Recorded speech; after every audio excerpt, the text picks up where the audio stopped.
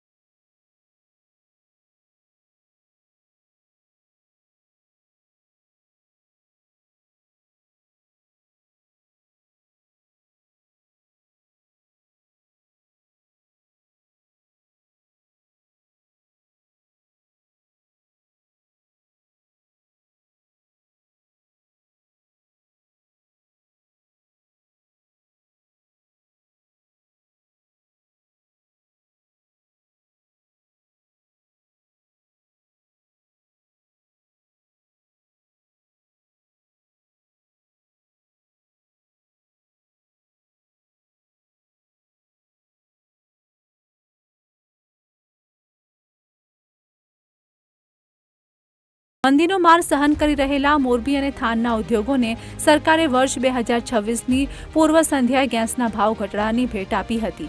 તારીખ 31મી ડિસેમ્બરે સરકારે જાહેરાત કરીને ગત તારીખ 1 જાન્યુઆરી 2026 ગેસનો ભાવ પ્રતિ ક્યુબ 45.53 રૂપિયાથી ઘટાડીને 41 આસપાસ કરી દેવાયો હતો। 50% ગેસ મળતા પ્રોડક્શન 50% પણ થઈ શકે તેમ નથી, તેથી આગામી દિવસમાં સિરામિક એકમો બંધ થવાની શક્યતા નકારી શકાય તેમ નથી। ગલ્ફ વોરના લીધે સિરામિક ઇન્ડસ્ટ્રી બહુ જ મુશ્કેલીમાં છે, કારણ કે ઘણા કન્ટેનરો પોર્ટ ઉપરથી પાછા આવ્યા છે અને ઘણા ઓર્ડર પણ કેન્સલ થયા છે, કારણ કે સ્ટીમર ત્યાંથી પસાર નથી થતી। અને ગુજરાત ગેસે પણ ગેસ સપ્લાયમાં 50%નો પહેલાં ઘટાડો કર્યો, પછી અમારી માંગણીના લીધે એ લોકોએ 80% સપ્લાય આપવાની ચાલુ કરી। અમારી ખાસ માંગણી એવી છે કે જે 80% લેખે જે તમે ગેસ સપ્લાય કરો એ જૂના ભાવે જ ગેસ સપ્લાય કરો, કારણ કે નવો ભાવ આવે હજી અમારે ઓર્ડર તો નક્કી નથી થયા અને નવો ભાવ કેટલો આવશે એ નક્કી નથી। એટલે અમારી ગુજરાત ગેસને ખાસ માંગણી છે કે જૂના ભાવે અમને 80% લેખે ગેસ સપ્લાય કરો। એપ્રિલ જે નવો ભાવ નક્કી થશે, કારણ કે ગલ્ફ વોરમાં શું આગળ પરિણામ આવશે કંઈક નક્કી નથી અને સપ્લાય રેગ્યુલર નહીં રહે, અહીંથી માલ એ સપ્લાય નહીં થઈ શકે, એટલે અમારી ખાસ આ માંગણી છે। જો આ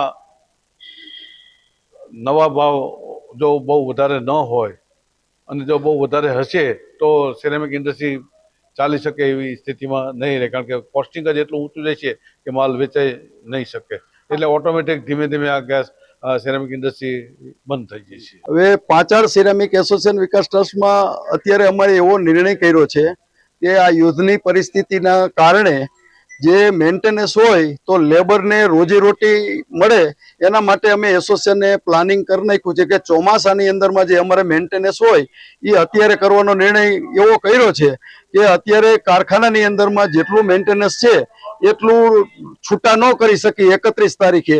જો યુદ્ધ લંબાશે અને ભાવના વધુ પડતું વેરિએશનના કારણે જો વધારે હશે તો અમે આખી ઇન્ડસ્ટ્રીયલ એપ્રિલ મહિનામાં અમે સ્વેચ્છાએ અમે બંધ કરી દઈશું। થાનમાં આવેલા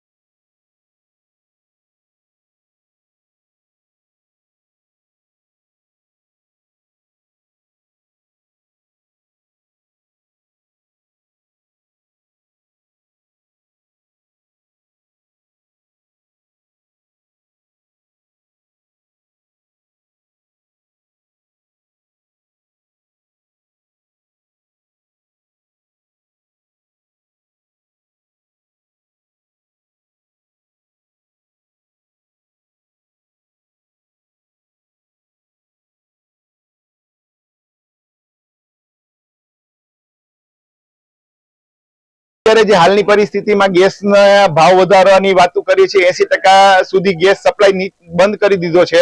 તો ઈ અરસામાં જો ગવર્મેન્ટ આવીને આવી રીતે વલણ રાખશે ને જો ભાવ વધારો ગેસમાં કરશે તો અમારું એક્સપોર્ટ તો ઓલરેડી અસરકારક થઈ ગયું છે. અમે મિડલ ઈસ્ટને કારણે થાનના બધા એકમો છે એક્સપોર્ટ ઓરિએન્ટેડ છે. 80% માલ થાનનો છે એક્સપોર્ટમાં જ જાય છે.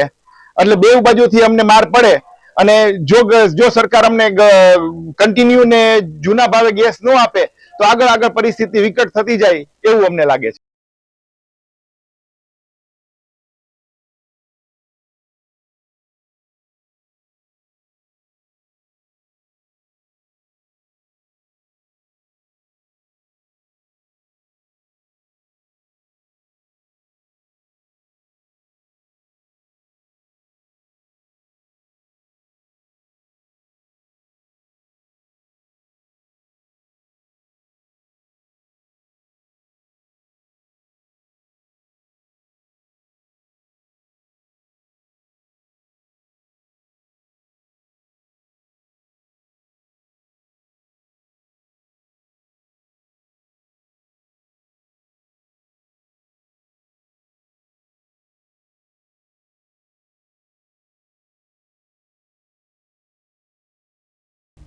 અત્યારે જે ગલ્ફમાં યુદ્ધ ચાલી રહ્યું છે એના લીધે જે હોર્મુઝ સ્ટ્રીટ છે જે 33 કિલોમીટરનો સાંકડો રસ્તો છે ત્યાંથી સ્ટીમર આવવા જવાનું બંધ થઈ ગયું છે. બાકી જે ઈસ્ટ આફ્રિકા જેને કહેવાય કેન્યા, યુગાન્ડા, સાઉથ આફ્રિકા અથવા તો નાઇજીરિયા વેસ્ટમાં ત્યાં કંઈ તકલીફ નથી માલ મોકલવાનું. પણ આ જે એક રૂટ છે જે સાંકડો રૂટ ત્યાં સ્ટીમર નથી જતી એટલે ત્યાંથી અમારા 10 કન્ટેનર પાછા આવ્યા પોર્ટ ઉપરથી અને આવા ઘણા કારખાના કન્ટેનર પાછા આવ્યા છે કે જે રિયાદ, કતાર, દોહા, બહેરીન, ઓમાન આવા કન્ટ્રીમાં જ્યાં એક્સપોર્ટ થતા એમાં ખાસ અસર થઈ છે. ગલ્ફ કન્ટ્રીમાં યુદ્ધ વિરામ ક્યારે થાય છે તે તો જોવું રહ્યું, પરંતુ જો આ અંગે ગુજરાત ગેસ એજન્સી અને સરકાર દ્વારા જો ઉદ્યોગકારોની જે ગેસની સમસ્યા છે તે અંગે યોગ્ય નિરાકરણ લાવવામાં નહીં આવે અને હાલની પરિસ્થિતિ પ્રમાણેના ગેસના ભાવ 80% જેટલો જ ગેસ આપવામાં આવશે તો મોરબીની જેમ ખાન સિરામિક ઉદ્યોગ પણ બંધ થવાની કગાર પર જોવા મળી રહ્યો છે. હાલની પરિસ્થિતિમાં 30% જેટલા યુનિટો બંધ થયા છે ત્યારે એક સાથે 200 જેટલા યુનિટ બંધ થવાથી આ ઉદ્યોગ થાનમાંથી લુપ્ત થવાની શક્યતા સેવાઈ રહી છે. જિગ્નેશ પંડ્યા, પ્રદેશ 24 ગુજરાતી, સુરેન્દ્રનગર.